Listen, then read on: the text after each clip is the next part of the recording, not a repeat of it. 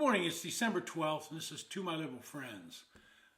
The other day, I spoke about lame duck sessions of both Congress and the presidency, and the gap between elections and officials being sworn into office was originally created due to travel times and getting people around the nation back to the nation's capital.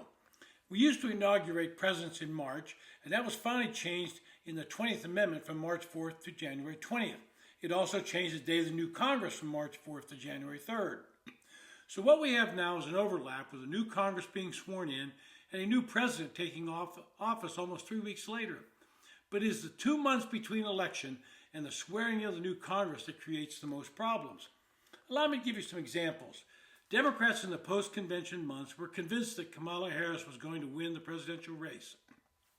If we're being honest, she was raking in the cash to the tune of over $1 billion, and she thoroughly trounced Trump in their lone debate. With that euphoric mood, they allowed the Congress to adjourn without doing many of the things they should have finished. And I'm not going to just blame Democrats for this inactivity. Republicans do it as well. Politicians, being who they are, like to push tough and controversial votes to after the elections, hoping the voters will not remember them 2 years later. Well, back in August, the Senate passed the Judges Act of 2024. It was a bipartisan bill that would create badly needed new positions in the federal judiciary. It was introduced by Senator Chris Coons, a Democrat from Delaware, and Senator Todd Young, a Republican from Indiana. The bill was passed in the Senate by unanimous consent, meaning that no senator objected to the bill. In all, there will be 63 new judgeships created over a 10-year period. Under the language of the bill, the president would nominate 11 of those in 2025 and 11 more in 2027. Then in 2029, there would be 11 more, and in 2033, additional 10. And finally, in 2035, there'd be 10 more. Notice every 2 years, they add about 10 judges. There was strong consensus among both Republicans and Democrats that this was badly needed. Now, because Congress does not act in an expeditious manner, the House did not get around to voting on this bill until yesterday. It passed by a vote of 236 to 173, with 29 Democrats supporting the bill. But now President Biden, who supported the bill prior to the election, is promising to veto the bill. Why?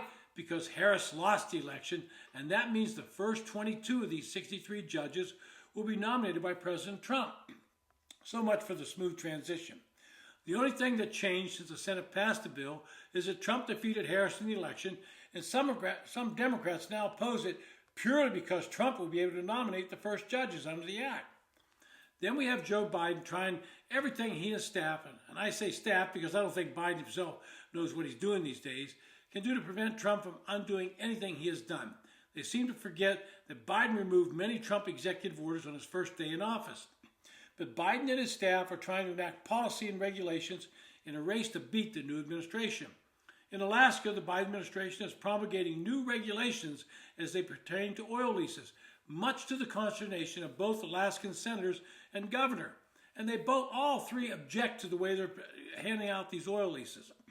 Within the administration, there's a massive movement of Democratic congressional staffers trying to do what is referred to as a Ramspec move to make their jobs part of the permanent bureaucracy.